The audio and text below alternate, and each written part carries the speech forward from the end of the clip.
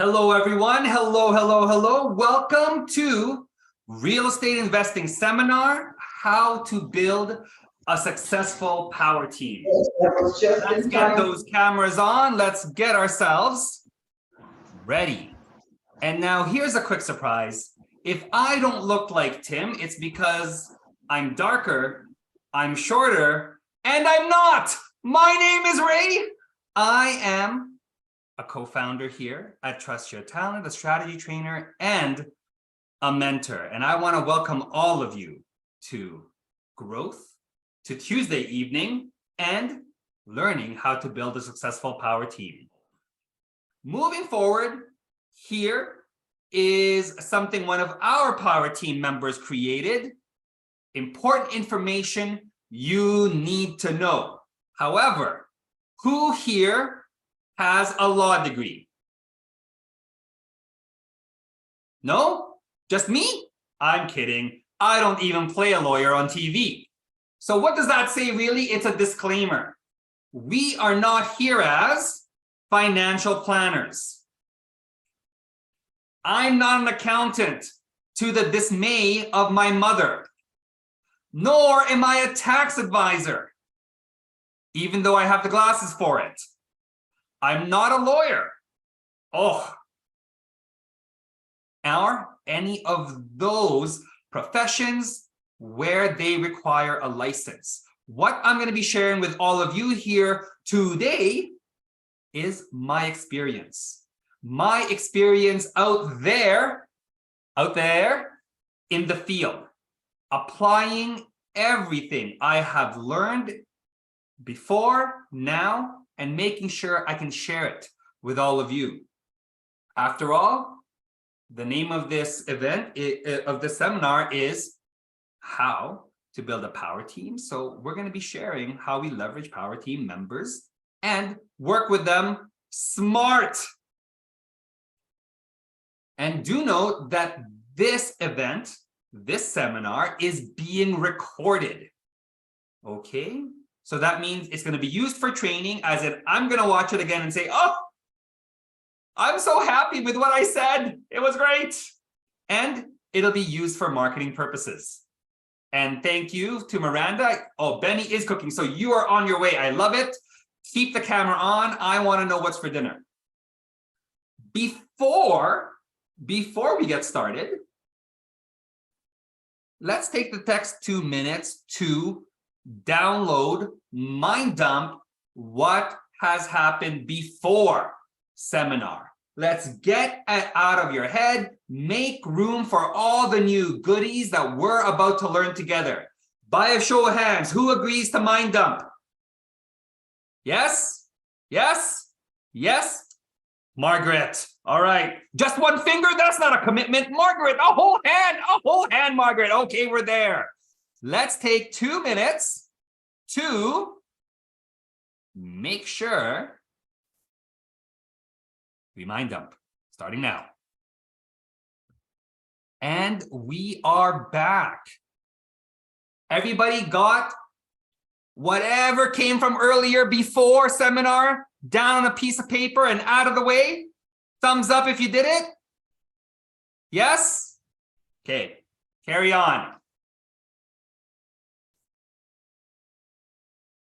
Now, for those of you who are new to us at Trust Your Talent, we are here to create a difference, because before someone reached out their hand and I reached back to be lifted up.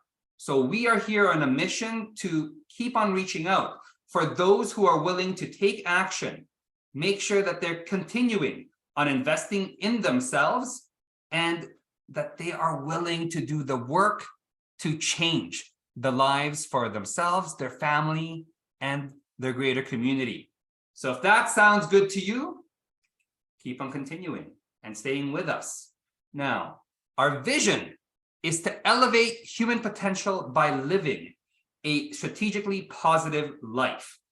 What does that exactly mean? It means it's not yelling at a mirror, shouting, I'm going to be a millionaire today.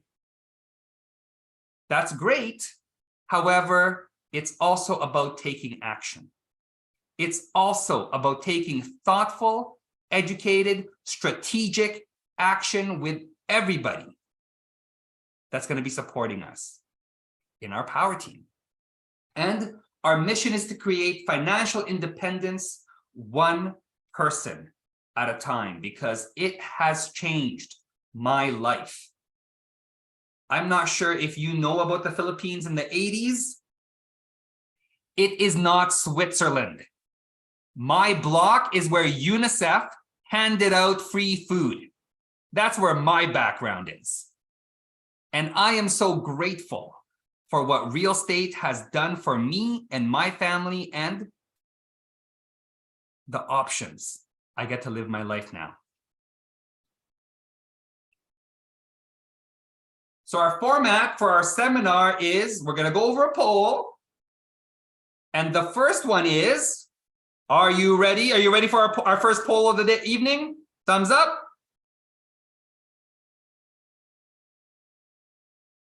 Where are you right now? How much have you invested in your growth?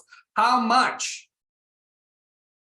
have you put skin in the game to make sure you are closer to where you want to be?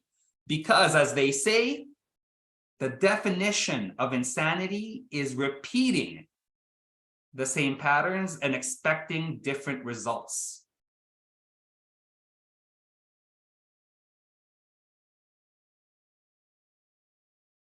We have a few. Okay, we're getting there. We're waiting for a couple more people. Waiting for a couple more people to put in their poll results. Hey. All right. If you're out there, click, put your results in. How much have you bet on yourself? How much have you invested in your growth, in your determination to change? Okay, and we are going to end our poll. Bet.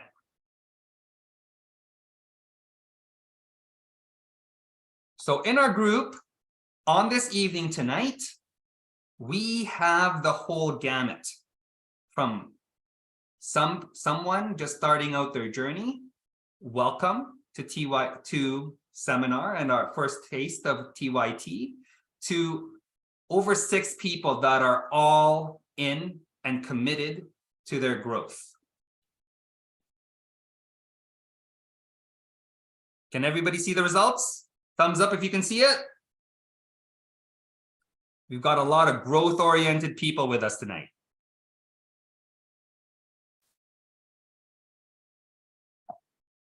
And then next, fast track or hard knocks. That's not right now. Who are they? Who are our potential power team members? What do they sound like, talk like, look like, and where can we find them? And how to leverage OPK. By a show of hands, who can share with me OPK? What does OPK stand for? By a show of hands. All right, let's hear it. Let's hear it, Suzanne. Other people's knowledge. Other people's knowledge. Round of applause for Suzanne. Woo! Straight out of Kingston. They've straight out of Compton has got nothing on you, Suzanne. And OPE, who knows what that is? Hands up.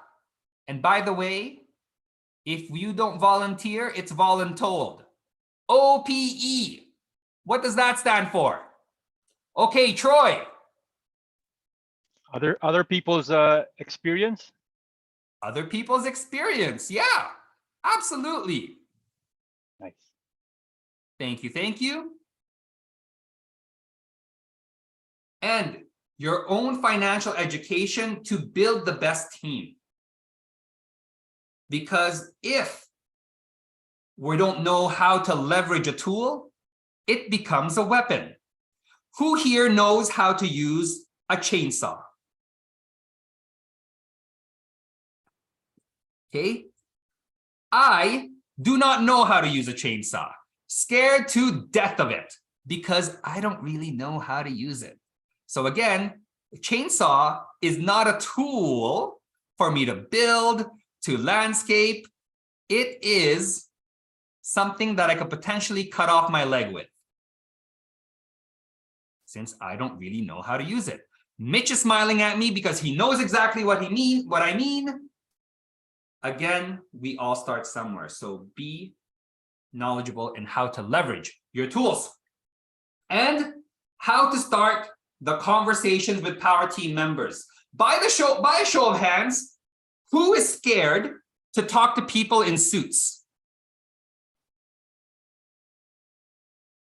Yeah? Who's scared to talk to someone with a fancy title? All right. Who's scared to talk to somebody with a professional license or challenge them? Okay, we're getting a few more here. What if I could share with you ways to take the lead? What if I could share with you ways that you can communicate and negotiate what you want and what your power team member is advising? Who'd be interested in that? Say aye. Let me hear you get unmuted and say aye. Aye. Aye. I do. I do too. So we're going to learn it here together. And then we're going to reserve some time at the end for open question and answer, because I know you're just bursting with them. And next steps. Now, us as educated investors, by the way, who's here has taken financial education? Let's get our hands up if you've taken financial education. Awesome. Or just getting started. So for those of you financially educated with PYT, you will know the educated investors process, which is, Nina, do you want to share it?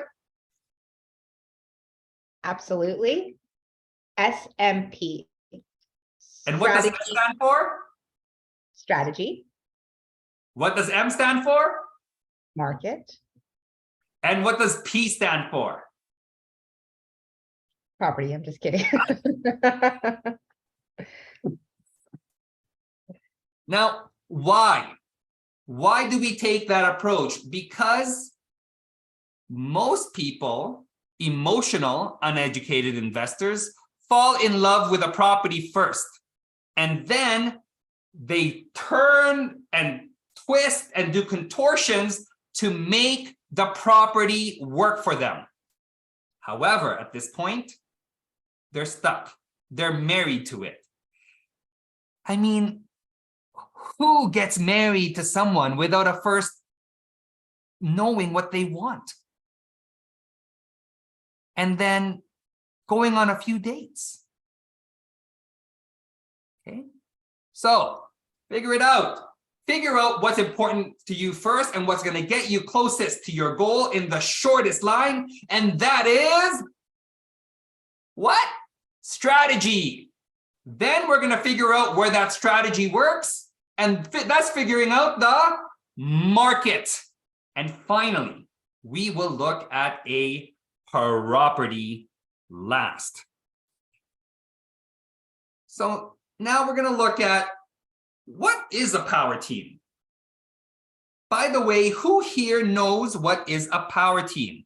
Can I get a show of hands who knows what a power team is? Mitch, my fellow Albertan Mitch, what's a power team? The group of people you rely on for their knowledge and experience. That's right. In our previous slide page, where we looked at OPK and OPE, these are the people who have specialties, who live, breathe, eat, sleep, their various specialties, and they're most up to date. And so we're going to be working with them to align what's our strategy and vision to reach our goal and what is happening on the ground. Because those two together equals success. If it's only in our head and we're not applying it, that's like expecting to get wealthy watching YouTube videos and keeping your seat warm. If we're only just taking action without a strategy, without a goal, that's like putting on blindfolds and running around expecting to reach the end of the race. Does everybody have that vision in their head? I remember during one of my mentorships, I asked my mentee, Kate, we're gonna go on some power team meetings. And she said, yep, Ray, I'm ready to go. I'm gonna meet with power team members. And when I showed up, because I flew in, I traveled to their chosen market. And I believe this chosen market was Windsor, Ontario. Has anybody been to Windsor, Ontario? Beautiful city, character kind of city. And when I got there, the power team member that they showed me was exclusively a mortgage broker. This student was busy running their own business, plumbing business. This mentee was busy running their own plumbing business. His wife didn't drive or leave the house much because they were taking care of a disabled son. And they expected to grow off of one power team member. That's like sitting on a two-legged stool. It's not going to help very much, is it? So a power team is more than just one, it's multiple people. And we are going to be working with them and listening to them and getting to know what the news on the ground is from their perspective to get multiple perspectives so that our stool can stand up with as many legs as possible. Unlike that mentee who wasn't prepared. So we had to make lots of calls to make sure that we filled out their team. So the typical power team members in a real estate investing business are real estate agents. And there's two types of real estate agents. There's residential and commercial. Mortgage brokers, banks and lenders, so the people that have the money. Lawyers, the people that double check our paperwork. And there's multiple types of lawyers. Accountants, the people who make sure we are keeping the most out of our deals and our business in the most legal way as possible. General contractors, the people who will lift the hammer. Property managers, the people who will talk to our tenants. Insurance brokers or agents, the people who will do our CYA, and inspectors and appraisers. Above all, the person at the middle of the spoke of the wheel of our power team, which is our real estate investment mentor. Who here, by a show of hands, already has chosen a mentor? You've already chosen a mentor? Okay.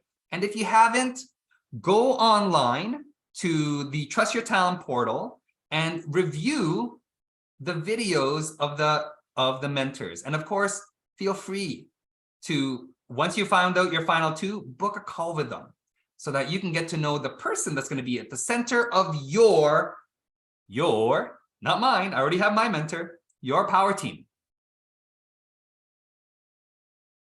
Now, everybody is going to come with their own perspective. They're all different people, after all, with different experiences. Different people with different experiences. So how do we make sure we're on the same page? The key word here is alignment. Write this down. I'm going to say it twice. Alignment. Create alignment with your power team members. The first is opening a conversation with them, letting them know where you came from. Either you got referred from somebody they know or somebody that knows them, and it is important that we announce this. Why? Because then they know who to thank. They know who has their back and sees their good work. And they can send them a gift card. Because after all, your network is your net worth. Next, cold calling. And if you're cold calling this power team member, next thing they're going to ask is where you found their number, their details. Why do you think that's important for you to share where you found them? Let's go with anybody want to volunteer? Why do you think your power team member would want to know where you found them if you're cold calling? Margaret. Well, just to establish some kind of connection, like if there was some group that they were part of and you're also part of that group, you just want to show them that you have some common similarity or commonality. For sure. One is, hey, we belong to the same real estate investing group. Or if you found them on Yelp or Google, hey, your marketing's working. I found it. You are, again, helping your power team member check if their tools are working. Now, I asked a question earlier, who here has fears of XYZ? Somebody in a suit, somebody with a fancy sounding degree, somebody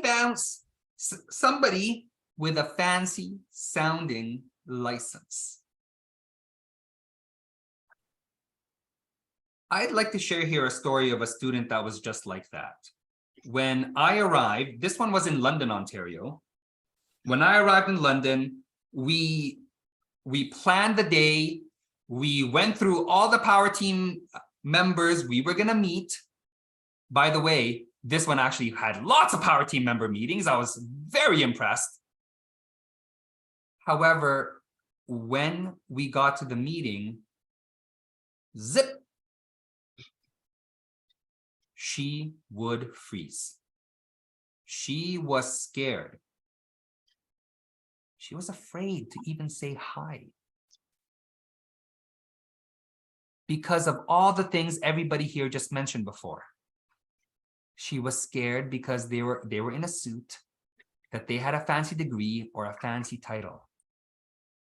And so after our second meeting like this, we actually sat outside to debrief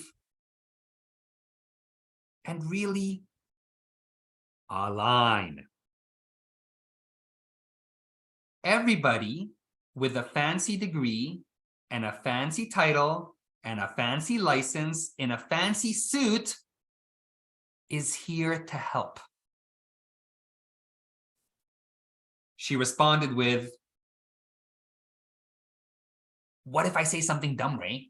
I don't have any of those things. Well, guess what?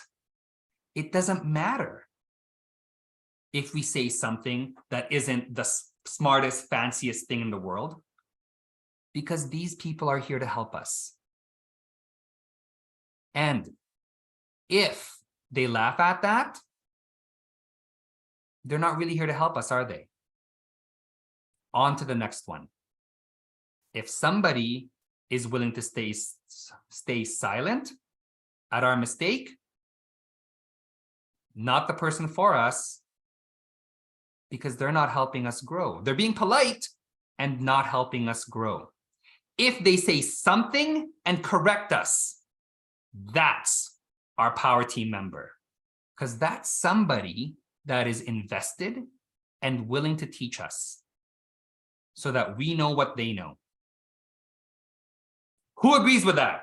Who's okay with being corrected by a power team member and getting the latest terminology, the latest rules, the latest updates on what's happening in their industry? By a show of hands, if you're okay with that. Yeah. Thank you. I agree. I appreciate you for agreeing to that. Because our role as real estate investors is not to be the smartest person in the room. Our role is to surround ourselves with much smarter people so that we can keep growing and we can execute with confidence. If you are ready to execute with confidence, say I. Unmute yourself. 3, 2, 1. Aye. Aye. Beautiful. Beautiful. Now, that's part of the mental prep work. It's realizing that everybody here 6 p.m.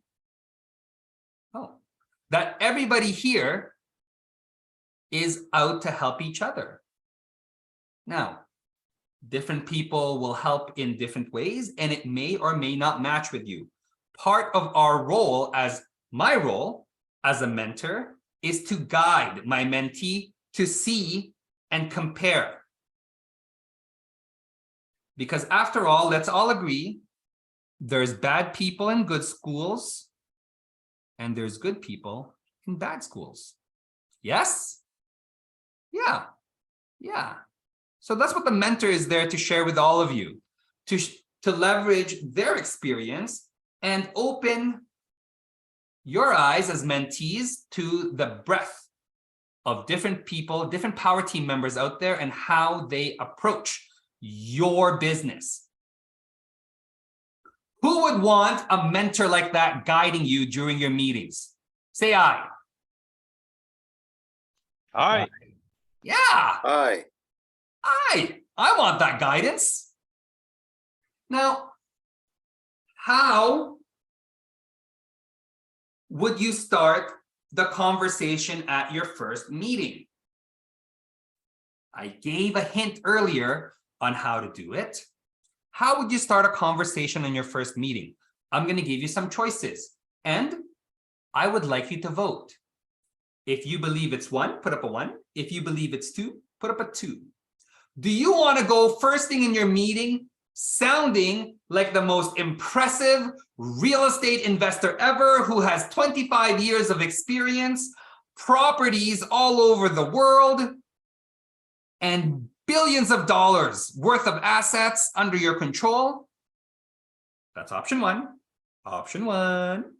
Or option 2, somebody who's new to the area and learning about whether this is a good market to invest in and unsure about all the rules. So let's take a vote. 1, put your hand up, or finger up rather. 1 or 2. Okay, we're getting a bunch of 2s. Give yourself a round of applause. 2. Why 2? Can anybody give me their reason for 2? Let's see, William. Why 2? Well, first off, the first one's very off-putting. You sound like you're trying to be intimidating, and I picked the second one because you put yourself in a position where you get someone to want to help you. Perfect. I love both of those answers. Certainly, if we're braggarts, I don't want to help this guy. Stuffed shirt. The other one is there's no room for growth if you already know everything. If you sound like you're already a lawyer, why don't you write your own contracts? If you sound like you're already a property manager, well, why don't you manage your own properties? Remember, OPK, other people's knowledge, OPE, other people's experience. So it's okay to not be the smartest person in the room. Sample questions for realtors. By the way, do we have any realtors in the room? I know one. Hi, Carrie. Okay. How long have you been a realtor for? Is a favorite question that I like to do when I'm out with my mentees. Why? Whenever I've been out with a mentee, somebody, a realtor with lots and lots and lots of years of experience is very stuck in their ways. And so whenever I've gone out with my mentee to a realtor that is already 1 decade, 2 decades, so 10 years to 20 years experience, they're often telling us how to invest. And those types of realtors, do you know how they want us to invest? Just buy in this great fancy neighborhood and hold it and put a renter in it. It's okay if it doesn't cash flow. It's going to appreciate. Look at how nice it is. Everybody here drives a Mercedes. By a show of hands, who wants to work with that kind of realtor? Joseph is rolling in the aisles. I appreciate it, Joseph. So I guided my mentee. Oh, wow, that's a great investment. It's going to appreciate. And look, it has great parks. Everybody's driving an imported car from Europe, a luxury imported car from Europe. Like, look, ooh, so exciting. So we then looked at the realtor. So you're very confident this is a good thing. This is a sure thing. Yeah? Yeah, sure thing. I've guided lots of my clients to buy in this area. Okay. So if it doesn't turn out like you said, is my question. If it doesn't turn out like you said, if we lose massive amounts of money, either because one, the property's not going to rent out because this is a very fancy area. Two, we're going to lose lots of money because by the time we do finally get rented out, it's going to be at a loss compared to our pity payments. Or three, next time there's a downturn and the fancy people that live in this neighborhood get downsized or get fired, will you guarantee this? Will you guarantee this investment? Who thinks the 20-year-old realtor, the 20-year veteran realtor said yes? Put up your hand if you think they said, yeah, I'm going to guarantee it. Who thinks the 20-year veteran realtor said, 1 or 2? Let me see your hands. Yeah. It's important to know where you align as investor and power team member. There's a difference between a relationship-focused realtor and a realtor that is transactional. Let me repeat that again. There's a difference between a relationship-focused realtor and a realtor that's transactional. I remember for one of my own deals here in Edmonton, I was looking at a property for an infill. And the MLS price was $210,000. Okay, $210,000. I offered, in all of my glory, $150,000. Tell them $150,000 or we walk. So my realtor, working with them, said, yep, Ray, put it in. And they laughed at you. They laughed at the offer. Okay. Well, according to my numbers, that's what it's worth. We walked away. A year later, my relationship-focused realtor said, Ray, you remember that property? Yeah. The one that was 210? Yeah. It's selling for 150 now. Oh, that's amazing. Like, do you still want to buy for 150? Absolutely not. Oh, well, Ray, what do you want to buy it for? Tell him 112 and $500. 112 and $500. Who thinks that sounds scary? Thumbs up if you think that's scary. Thumbs up if you think you'd be embarrassed. Okay, good. Nobody put their thumbs up. This house was a teardown. It was basically for land value. When I first walked through the house, there were needles, railroad nails, a bottle of wild turkey. I'm pretty sure the yellow liquid wasn't wild turkey anymore. Blankets, and enough mold for France to create all the cheese it needs. In a word, disgusting. We finally settled at 117.5. Remember, asking was 210. We waited a year, 150. Initial offer, 112.5, settled at 117. Is this a good deal or a great deal? Type it out in the chat, good deal or great deal.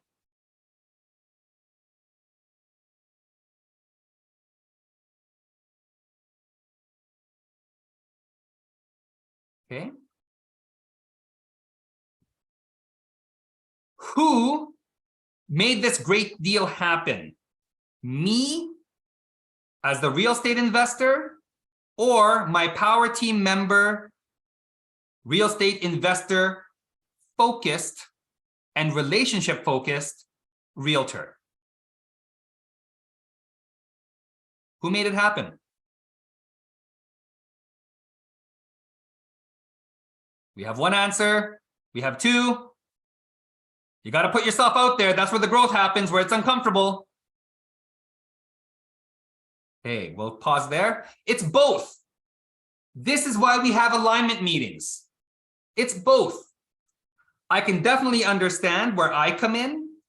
However, my specialty in this case is not negotiating with sellers, and it's not putting in the written offers. And you know who was looking out for me for 12 months?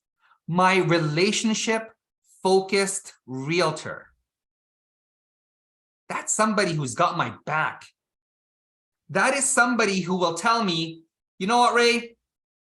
Yeah, it was too much this time anyway. Let's see what happens. Because they know I'm not one and done.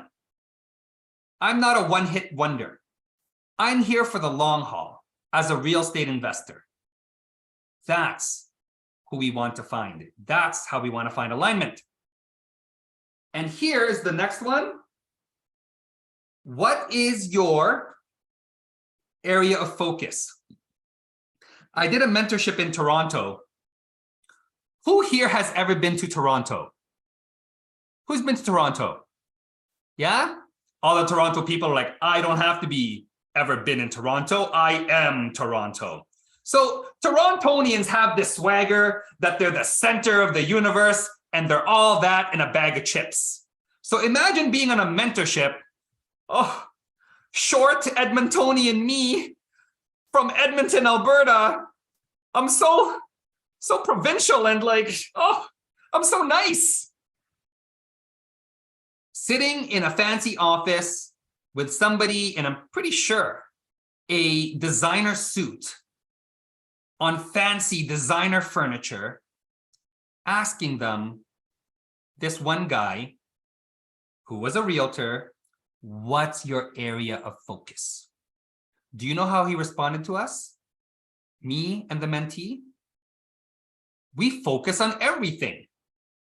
That's a silly question. You must be new to this game.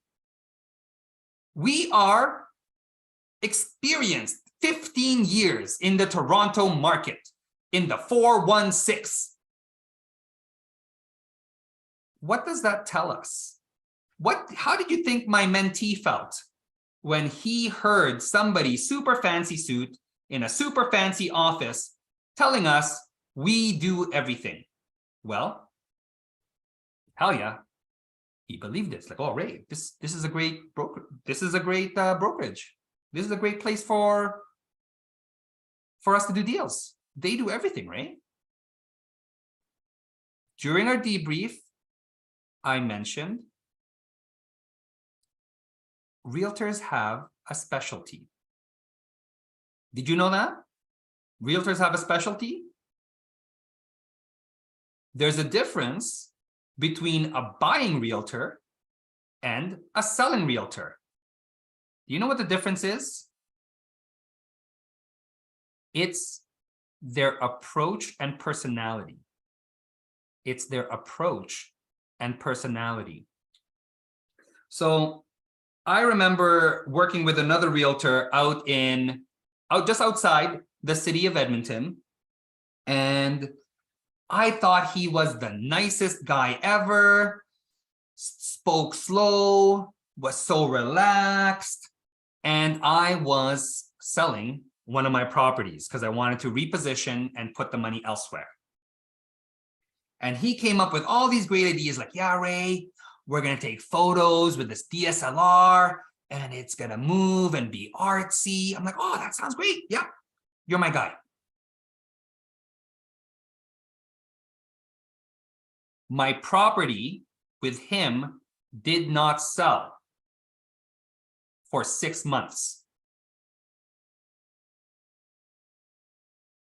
Didn't sell for 6 months in a seller's market. What do you think was the giveaway I could have looked at, however, missed in my uneducated state because I did not have a mentor yet to say to me, Ray, watch out for this. What do you think I missed? Anybody want to throw up an answer? I missed that he was relaxed. Too relaxed. When I want somebody, and I've learned, selling my property, I want somebody aggressive. Why? Because time is not money. Time is everything. I wanted that money sooner rather than later so I can go off and do other deals. Now, when we have a purchasing realtor, do we want somebody super aggressive or somebody a bit more relaxed?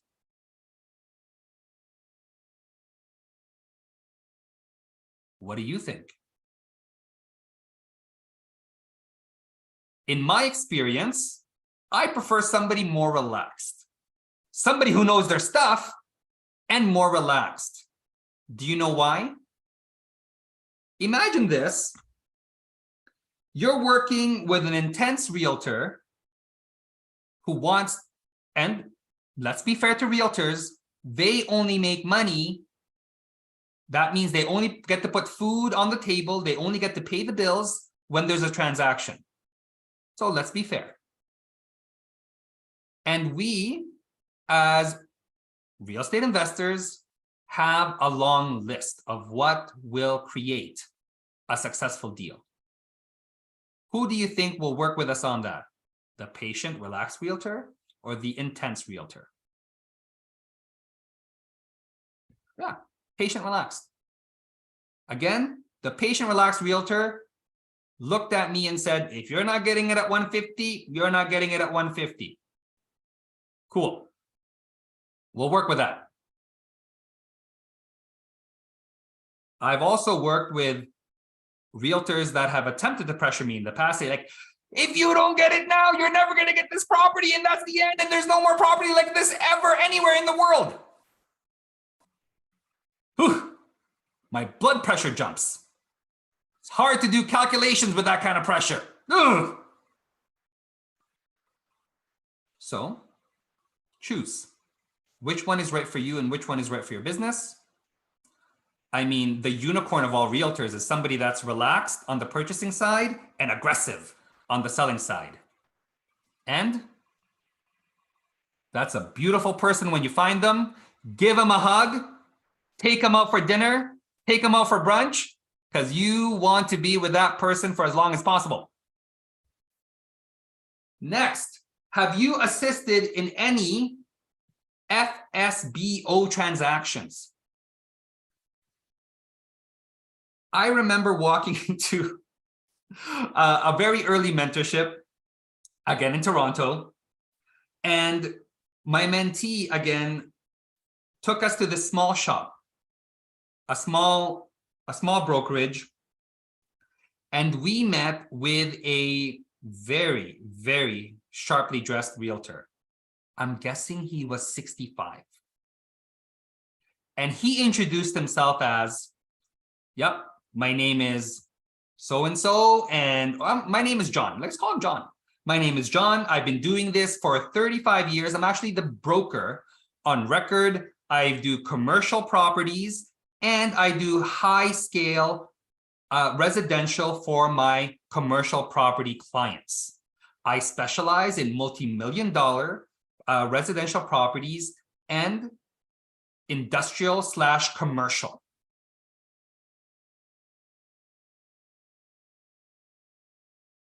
Do you think this realtor does FSBO transactions? By the way, does everybody here know what an FSBO transaction is? For sale by owner. Write that down. For sale by owner. So back to the question. If somebody says they like to do commercial, industrial deals and do multi-million-dollar residential properties for those select few clients, would they do a for sale by owner transaction?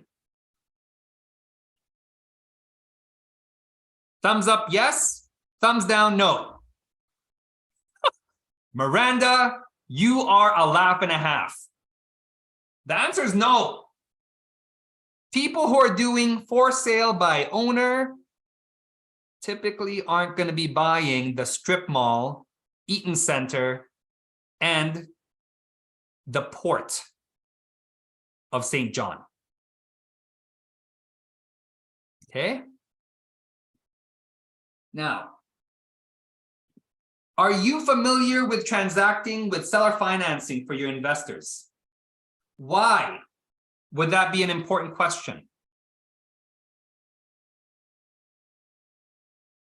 Because it shows our power team member as somebody as creative, somebody willing to get out of what is traditional.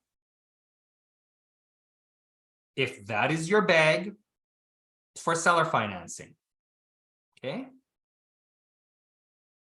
And when would you ask, do you have any referrals for general contractors, property managers, or mortgage brokers? When would you ask that question? In the beginning or at the end? One at the beginning, two at the end. Two, why at the end? Because if you like them or her, wouldn't you want to meet more power team members like them?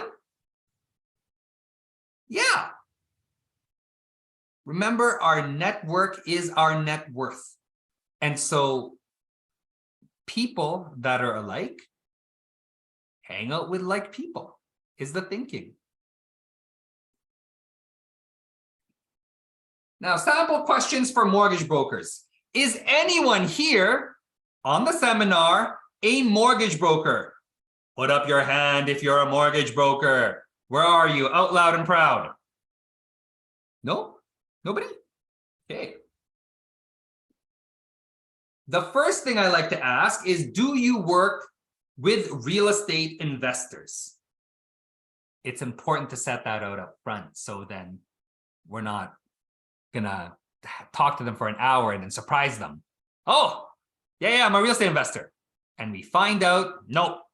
We like to ask this out front, even on the phone prior to booking the meeting. Why? Why do you think? Because some mortgage brokers or mortgage agents are not allowed to be creative. They only have a certain number of products being mortgage or lending solutions that they can leverage. Typically, these people work at banks. So your big 5 banks or credit unions, smaller credit unions. Now, why? Why is it that these people, seemingly with all the money, most of the money in Canada, don't like working with real estate investors?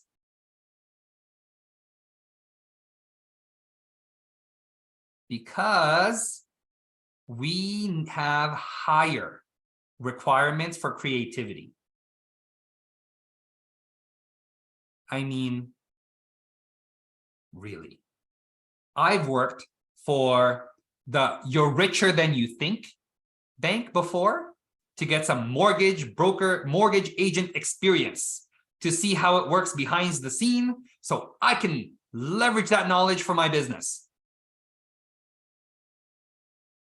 And a lot of these mortgage agents have their hands tied, even with all the money available to them, because banks are inherently risk averse, because they have a captive audience of clients already there.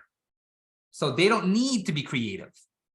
However, mortgage brokers, they got to go find business. And again, next question here that I've asked with my mentee is, how many lenders do you have access to on average? When my mentee asked that, the mortgage broker said 40. Does that impress you? Having a mortgage broker with 40 different types of lenders? Thumbs up if it impresses you. Yeah, that's a lot. That's pretty cool. However, we want to qualify that, because we need to know those lenders are not just 40 types of one lender, that they have different programs. So then we'll ask something like, what is the best, highest loan to value ratio you can typically get on an investment property? Because that's how we qualify. Does this power team member have the right access to lenders that works for us and what we're doing? Okay. Another thing, I remember sitting at a mortgage broker. We met in Starbucks at a Safeway. Everybody have that picture? You know, you walk into Safeway, it's on your left-hand side, everybody's going grocery, it's pandemonium, and we're sitting down at Starbucks. And we were asking her these questions. And discussing, sharing how rent-to-owns work and what's their role in rent-to-own and what's the benefit for them and what's our role and how we can benefit them. And so for those of you that don't know how to run a rent to own or lease option, it's basically deal rescue for mortgage brokers. Deal rescue for mortgage brokers. These are the clients and applications they weren't able to get funded through their lenders. And we are coming in. We are coming in to save it. Because we are, as real estate investors, the lender of last resort, the financing tool that's going to get this family, this couple into a home when they got rejected by everyone else. We practiced this together.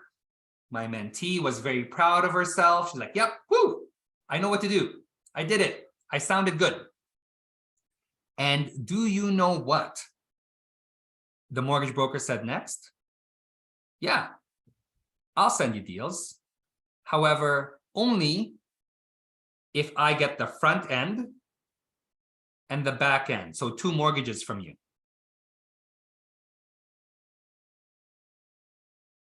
So me and my mentee had a talk. We are helping this person who really had 0 deal right now. This is somebody this mortgage broker couldn't help. And then when she saw us, she saw dollar signs. Cha-ching! I'm going to make 2 commissions from them. Is this somebody we want to work with and align with who we are and what we're about? Yes. Put a 1 if it's a yes. Put a 2 if it's a no. No. This is not a win-win deal. This is a I'm gonna take everything kind of power team member. Okay. We definitely walked out of there. Definitely not doing building a relationship with that person. Oof.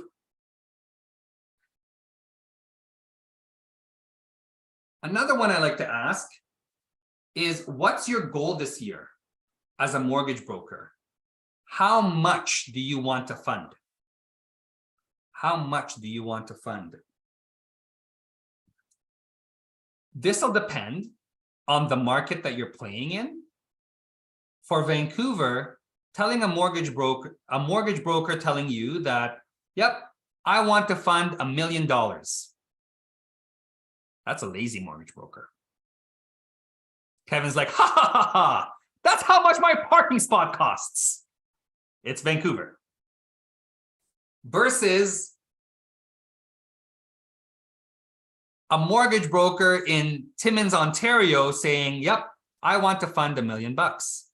Well, that's a hungry mortgage broker. That's somebody who's hitting things out of the park. Okay, so be aware with these questions. They're also market dependent. Market dependent. Okay.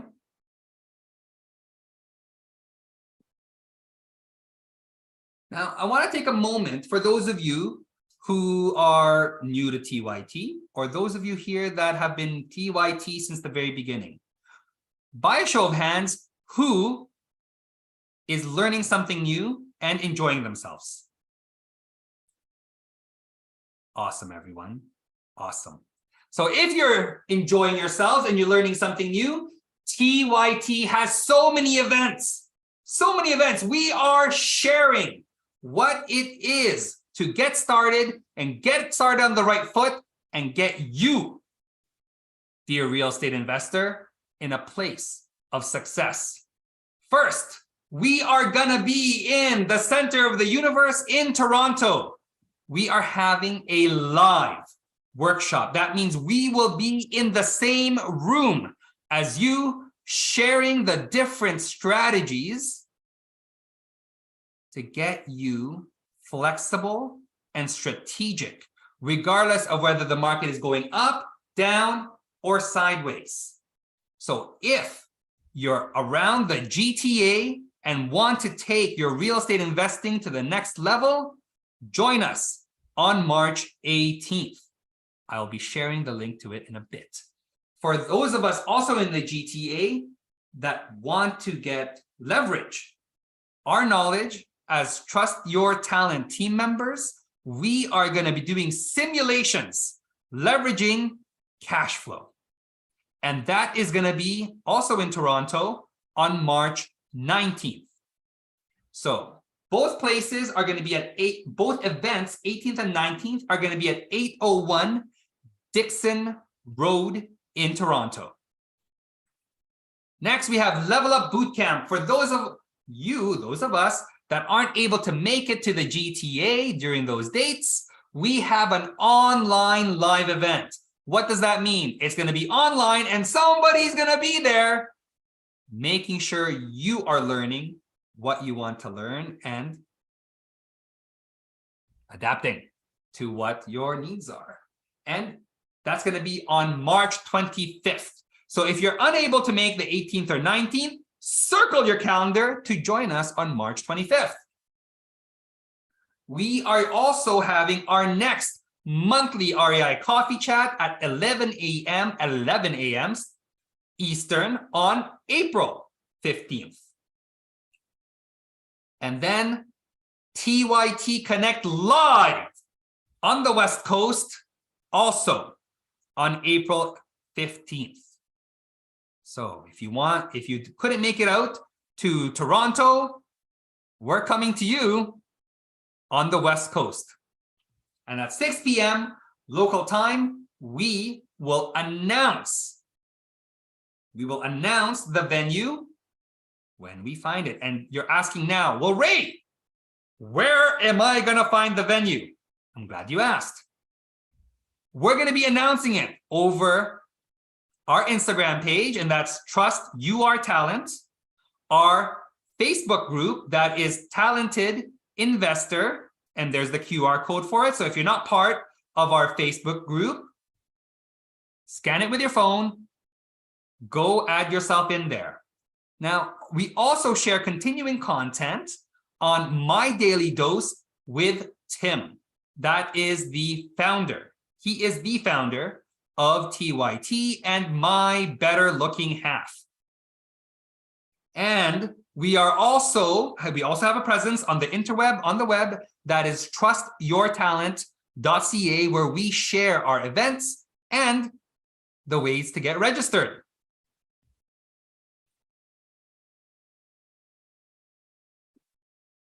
Moving forward, lawyers. Who here has ever met a lawyer in person? Who here has ever met a lawyer in person?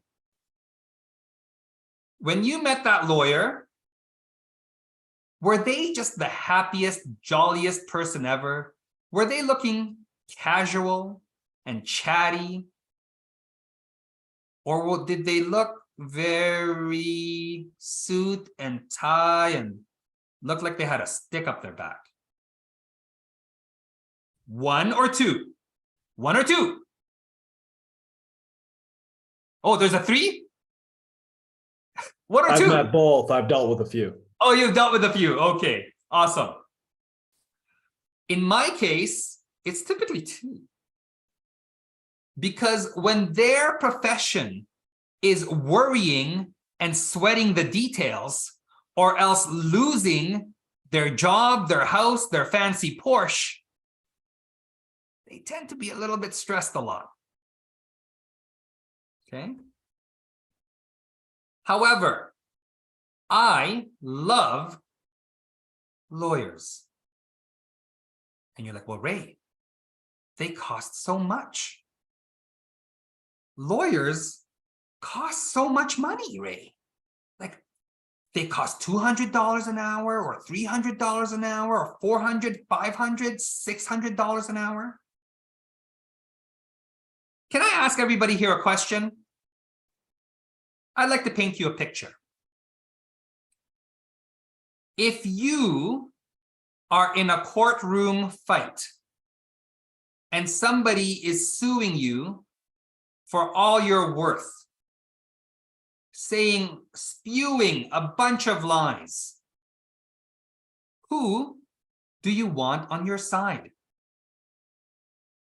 A $50 lawyer? Or the angriest $600 lawyer you can find? Option 1, $50. Option 2, angry $600 lawyer.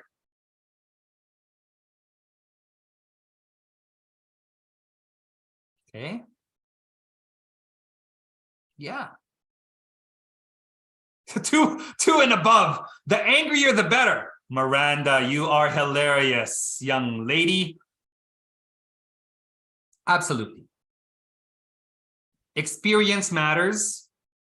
And as they say, as I like to say, when you pay peanuts, you get monkeys. I'll repeat that again. When you pay peanuts, you get monkeys. And that's for everybody. Everybody on your power team. You want, really, let's all agree here.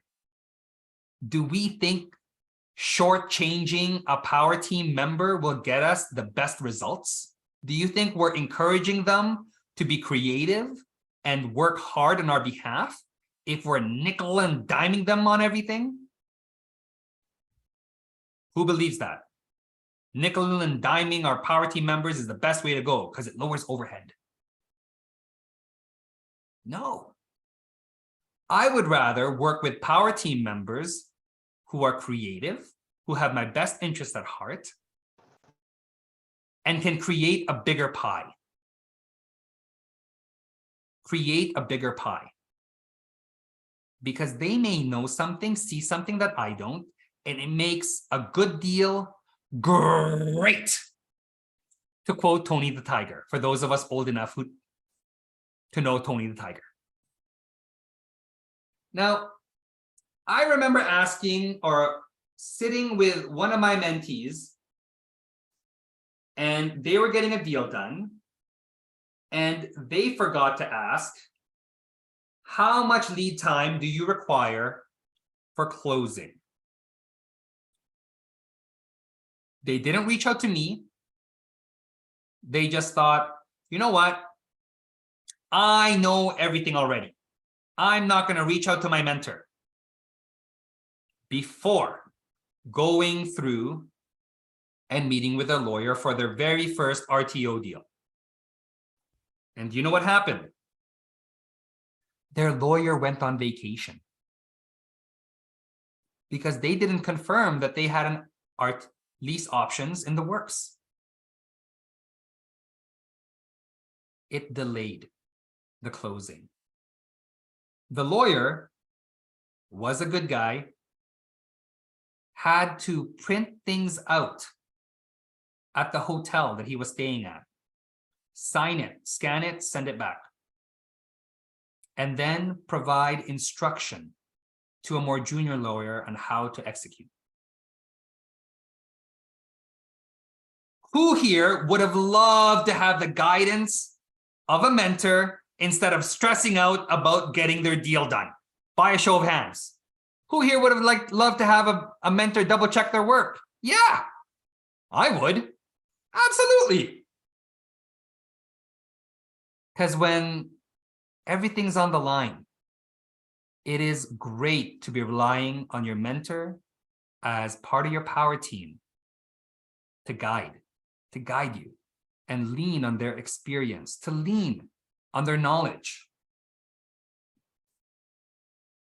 Next, are you familiar with the 3-tier asset protection structure? Are you familiar with the 3-tier asset protection structure?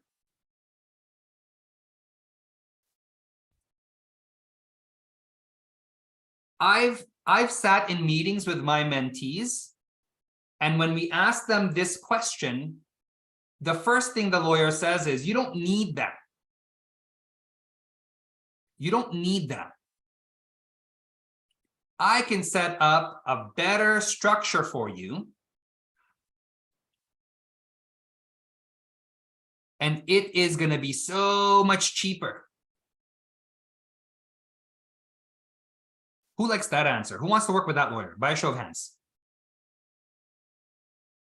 Suzanne, why not? Why don't you want to work with that lawyer? Because cheaper isn't better. Yes, thank you, Suzanne.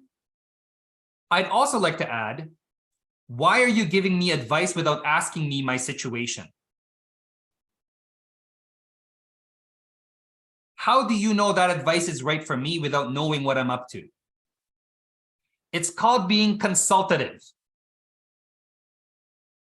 It's called being consultative. I would write that down and underline it and highlight it and rewrite it in red. My favorite color is purple. I'd also rewrite it in purple and underline it again. Consultative with a power team member is important on both sides. And my mentee then challenged, because I was backing them up, I'm like, hey, do you like that answer? Go ask them that question. So he asked the lawyer, how do you know that's going to work for me? This fancy structure you're creating. What if I told you I had properties in 3 different provinces? What if I told you I was working with other people's money? What if I also told you that I have a personal home and a cottage that I want to shield from my real estate transactions, my business transactions? Do you think that proposed structure will still work? And their response was,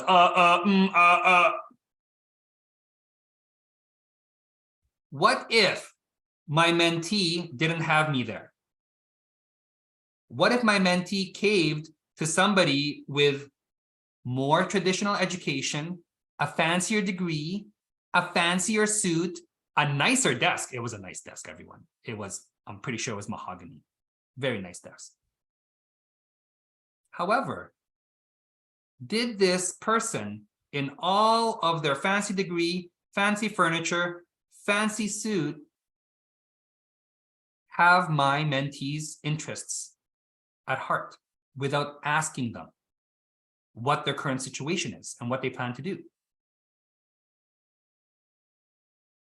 Yes or no? Let me see your responses. Yes or no? No. There's lots of smart people out there, everyone. It's important that we have power team members. We find power team members that are still smart, however, also want to get to know us and teach us. Okay. Do you have a specific area of expertise? Similar to the realtor question, there are different kinds of lawyers. Does anybody know, can anybody share what is a specialty for a lawyer? Just shout it out. Unmute. Okay, no one's volunteering. Mohammed, go ahead. Some are criminal, some are real estate, some are depends on different areas. Yeah, For sure. Criminal, real estate, corporate, litigation, family.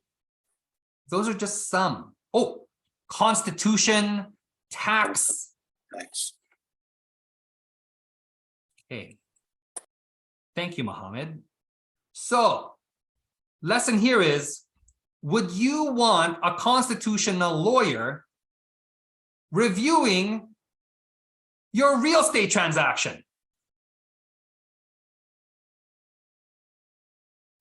Would you want a family lawyer reviewing your JV contracts?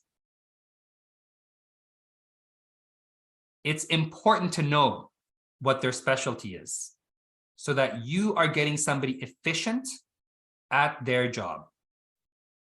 Now, there's a caveat to this.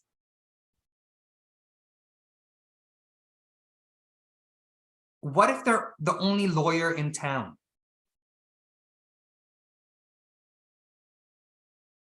What if they're the only lawyer in town? You What don't if have you're- to be in town. Thank you, Suzanne. As long as they're in the same province, they can assist with the transaction. As long as they're in the province, they are licensed to work and practice law wherever in the same province. And by the way, who here knows where to find the best source? The best source, or one of the best sources, of properties on fire sale. Take a guess. Family lawyers. Why? Because often there's going to be an angry spouse that just wants to sell it for rock bottom to get at the other side.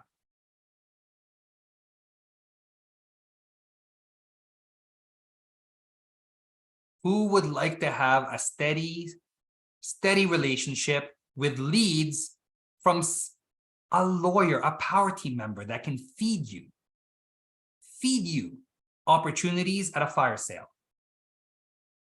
I would. I do. Okay. Next. Accountant. Who here has an accountant? By a show of hands. Let me see your hands if you have an accountant. Cindy, Winnie, Justin, Susan, Richard.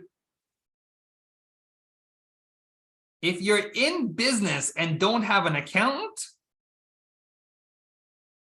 man, that is like juggling with one hand. Sure, you could do it. However, there's a higher likelihood that a mistake is going to happen and you're going to look silly. So, questions about an accountant. I was with my mentee, and this one was in Vancouver. And this mentee has a cabinetry. He decided to start a cabinetry business and use the funds from that cabinetry business into real estate investing. And the accountant, in all of his best knowledge, said, why on earth would you put your property in real estate? The best thing for you would be to put your money in RRSPs. Does this sound like a good deal, good advice, or great advice? Let's see your responses in the chat.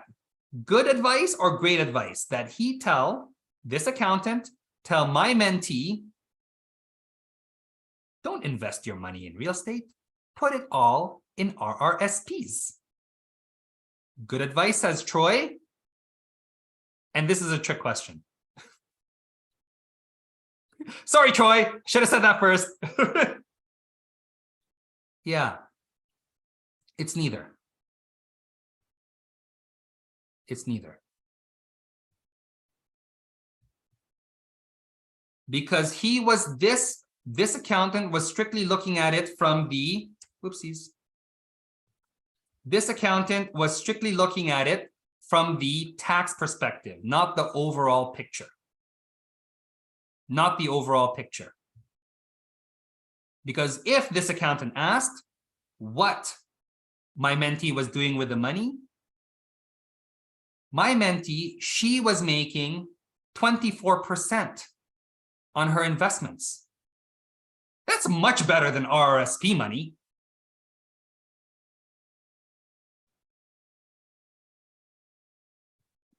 So no. Did we build a relationship with this accountant? No. No. The other thing to ask accountants is, are you familiar with a 3-tier company structure? Again, accountants come in different flavors. There's your H&R Block accountant. Does everybody know what H&R Block is?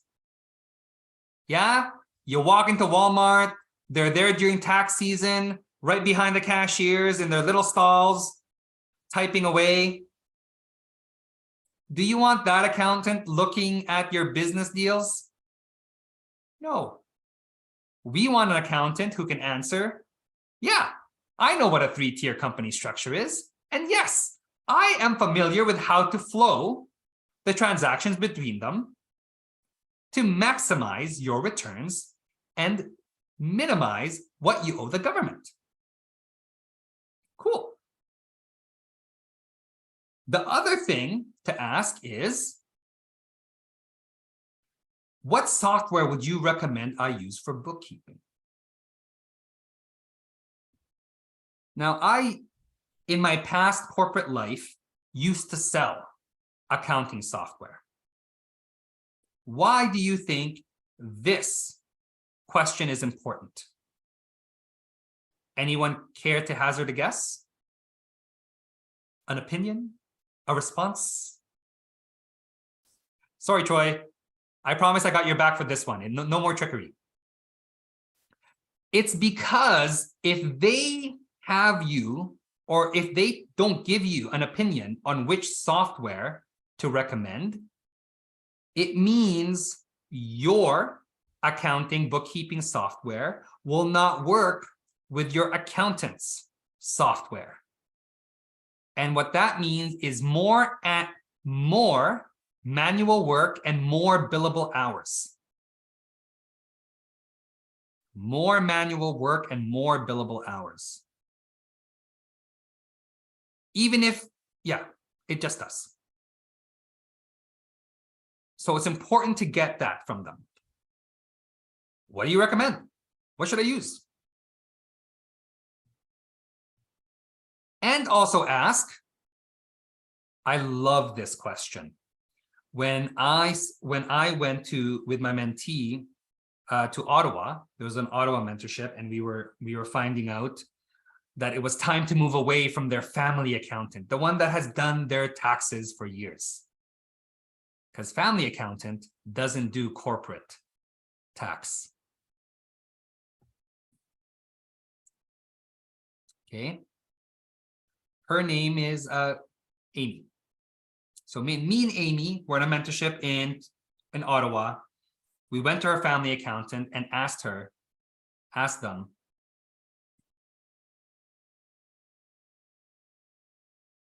are you familiar with a 3-tier company structure? No. Ugh. Amy told me, I love him though. He's been doing my accounting, my mom's accounting, my dad's accounting, and my grandpa's accounting. Not going to really help you with your future, Amy. No 3-tier company structure. So the next thing we asked is, who will be working on my account now? Because I have these needs. He said him. Realize that sometimes accounting firms will have more than one person. In fact, it's kind of nice to have more than one person because of the person that we're usually in touch with gets sick, there's a backup. Somebody goes on vacation, there's a backup. If one of the accountants decides to leave, people leave accounting firms, there's somebody else to look after our books, our accounts. Okay. It's important to ask who will be working on our account. The other thing to ask is that sometimes the person talking to us is the one who knows everything. He's the head boss, the main accountant. However, the one doing our books and our accounting will be somebody much younger, a junior accountant. So be aware the difference between, and also review standard fee schedule,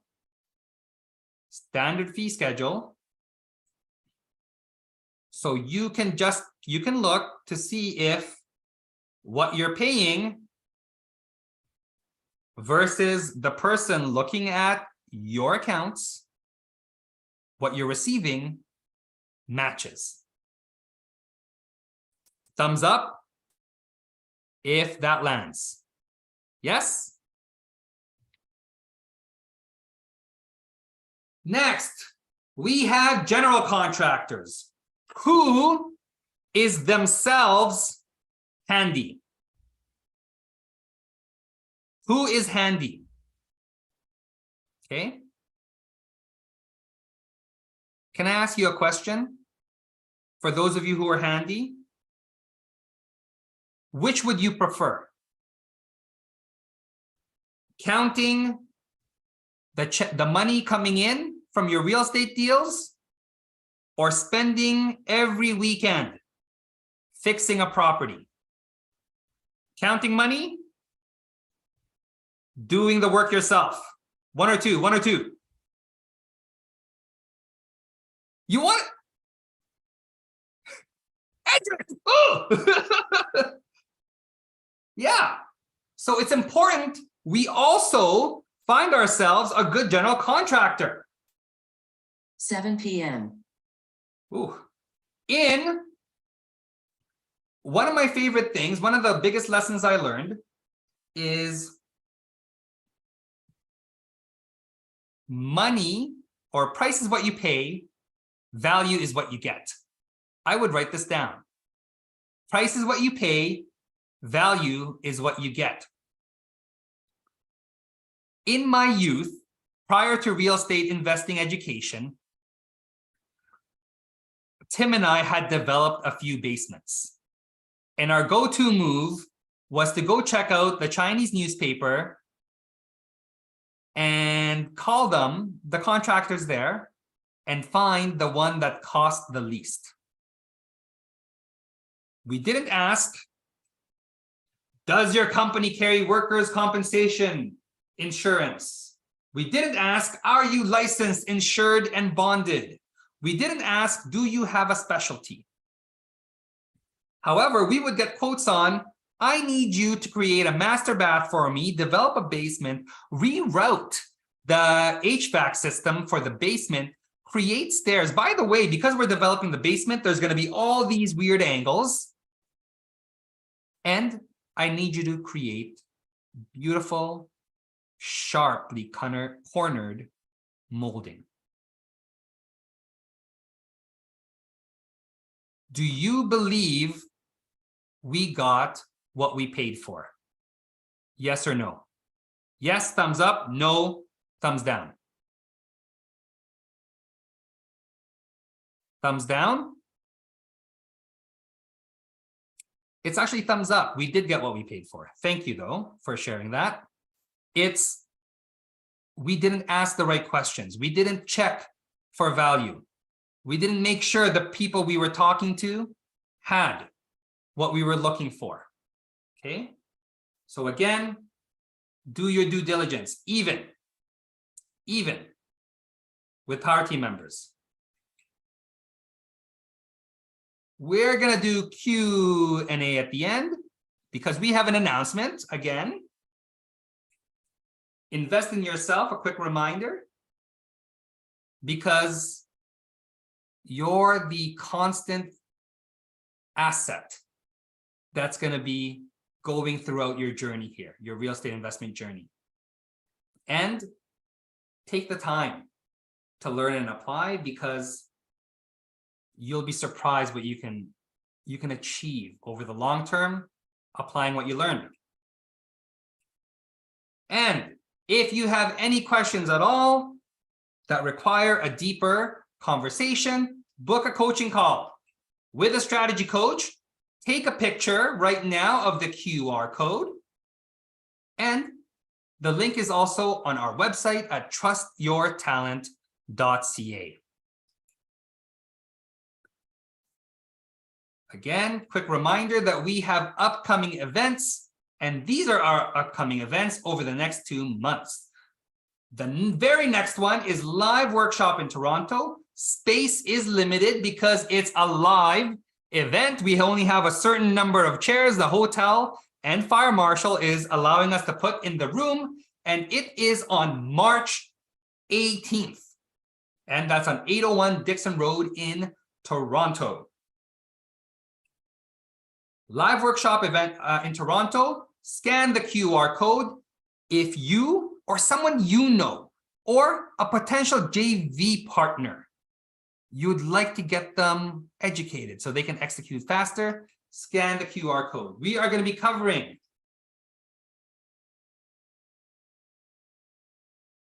hard strategies, soft strategies. We're going to be doing breakout sessions because you're going to be there live.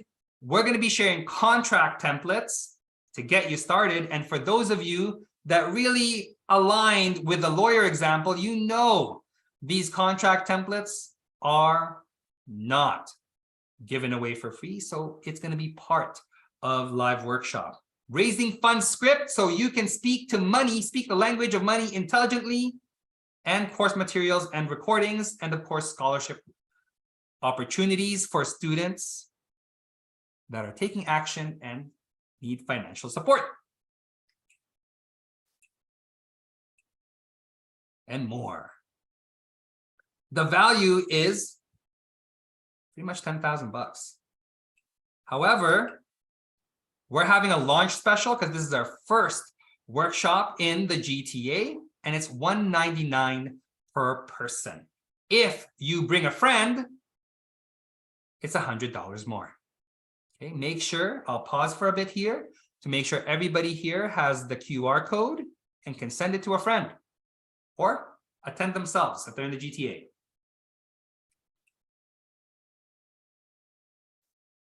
Next, we have online boot camp. For those of us unable to make it to the GTA, we will come to you via the internet. And it'll be a full day, 8 hours. It'll be on March 25th, starting at noon Eastern. That's Saturday. We are going to be sharing all this goodness, hard strategies, soft strategies, contracts, raising fund scripts, course materials. Again, we have the most strategies out there. We have the biggest team at TYT, sharing all their experience to set you up for success. And 8997, however, early bird special, if you register with a friend, it'll be $39.97 per person. So scan the QR code, share it with a friend, get yourself in there to start changing your life now and take action. Take action. Okay. Now, does anyone have any questions? Any questions? Is it possible to scroll back to the accountant question? I just want to take a screenshot. For sure. Accountant question. Yeah. There you go. Wonderful. Thank Okay. you. For sure. So again, that's the way to connect with us on Instagram, Facebook, YouTube, and access to our website.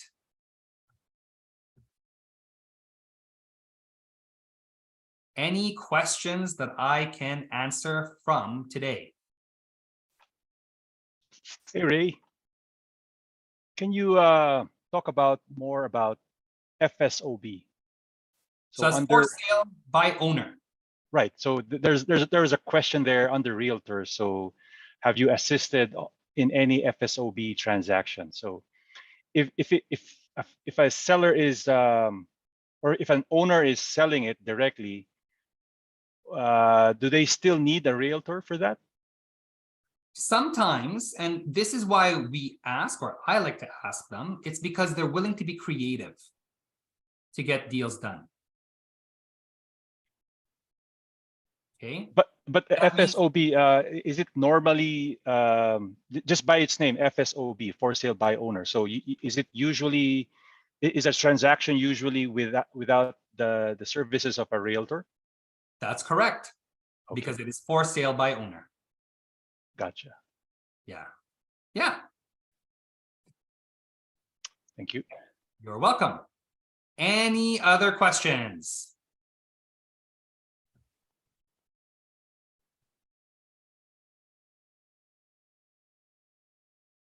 Okay. Sometimes owners will have the realtor find the buyer and get a lead that way and get a commission from there too. Okay. Any other questions about building a power team?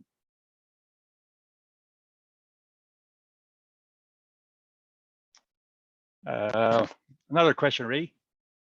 So you mentioned earlier, if we're looking for like mortgage brokers and realtors, you kind of like, you gave an example that like someone who has a lot of experience tends not to work with real estate investors. So when we're looking for people to work with, do we look for like younger people, like younger? Age is not a marker of experience. Age is not a marker of experience. So some mortgage brokers, they'll come into the mortgage broker profession at 50. Some realtors will have had a previous career and then say, I'm out of here. And then they embark on a new career. I know one just like that. So age is not a marker of experience. And this is why it's important for us to also be consultative and ask questions. Got it. Thank you. Welcome. Hi, Ray. Yes. Hi, it's Kevin. I have a question about actually the example you were telling us about the mortgage broker that wanted front and end transactions. Uh-huh. Well, I can tell his transaction phase. He's started going for the money, but maybe it may not be suitable for the strategy, which is this option in that case. Yeah. Would it be suitable for other strategies? So when a mortgage broker wants the entire deal front and back, it's meaning when I hear that, it means I want the part that I'm a part of, and I want the other part I'm not a part of. For example, who here already has a mortgage broker? Yeah? Who here likes your mortgage broker? Yeah. So is it right for me to promise this person? Yeah. 100% all of the people I work with will also go with you. Do you think Nina will like that? If she has her own favorite mortgage broker already? If I'm partnering with Nina, she's not going to like that. She has somebody she's already built a relationship with, submitted all her documents to, knows her financial situation, and it's easy.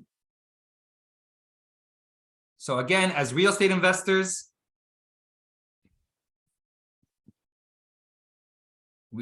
we're balancing between the two different needs.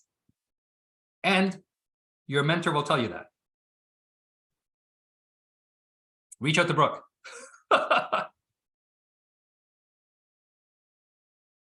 Any other questions? I have one. It's a little bit too long of an answer possibly, but I'd like to hear your opinion on it for sure. My lawyer and my accountant are arguing with me about who should set up my three-tiered corporation. They both make really good arguments. Yeah. I care about the taxes and I care about the liability. Which one would you go with? Or would you just go with the one that has the best plan regardless of what their title is? Okay, so when I've worked, can I answer this in another way? When I've worked with realtors, sorry, lawyers and accountants that are working together, let's say the accountant is setting up the 3-tier, they'll defer to instructions from the lawyer. So they're working in tandem, because an accountant will look at it. How can I make this? How can I set it up so it's the most tax efficient? That's good. That's good too. And then a lawyer will set it up. How do I make it so that Mitch is secure? That's also important. So for you, Mitch,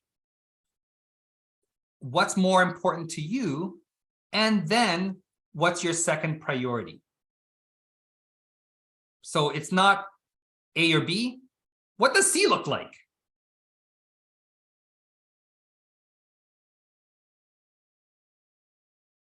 You just have to decide who's A. Okay, that makes sense. And Nina, you were sharing?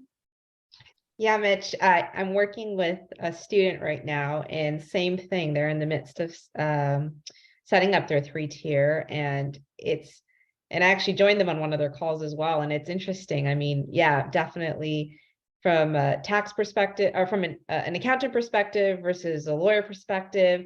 However, many of the times you can get them singing, and it's also being able to, when you're working with your mentor as well and sharing that with them, it's being able to analyze, download all the information, and then make an informed business decision to say, okay, these are how the two of them are going to sing and talk to each other. And they should be able to sing and talk to each other. And figuring out what works in your best interest, not only today, but also as you plan generationally and what you're looking to do with that, right? So definitely maybe engaging someone, even I know you're a student right now, so definitely engaging your mentor, or engaging one of the coaches if you've not picked your mentor yet, and just having a conversation around it. There's no right answer. It's very specific. However, having a happy balance between the two. That makes sense. That's exactly what I was thinking while I was asking the question. But yeah, I mean, they both seem to have the exact same plan, but the lawyer's like, well, you wouldn't pay a painter to fix your car, would you? And I'm like, well, okay, well, that's a fair argument, right? But also the lawyer isn't an accountant, and I care a lot about the taxes, right? So yeah, I'm just torn on it. And oh, sorry. Go ahead, Nina. I was going to say, I mean, it's not a bad idea, and same thing as I told this student as well, that it's a good idea to talk to maybe a couple of lawyers and a couple of accountants, and also, unless you're married to one right now, but getting a few different perspectives, and even reaching out within the community to other students to say, you know, what experience have you had with this? And that's the beauty of being able to share resources as well, right? And it's evolving as we grow as investors, so do Power Team members as well, right? So I definitely highly would recommend that as well. Yeah. Awesome. Thank you. And yeah, I think Tim brought up a good point. When we have our next business fundamentals tutorial, I think in a couple of weeks, we can definitely discuss it then as a group as well. Awesome. That's the perfect place to discuss that, Mitch. Thank you, Tim. Any other questions? Okay. Everyone, have a good evening. We'll see you out there, and happy investing.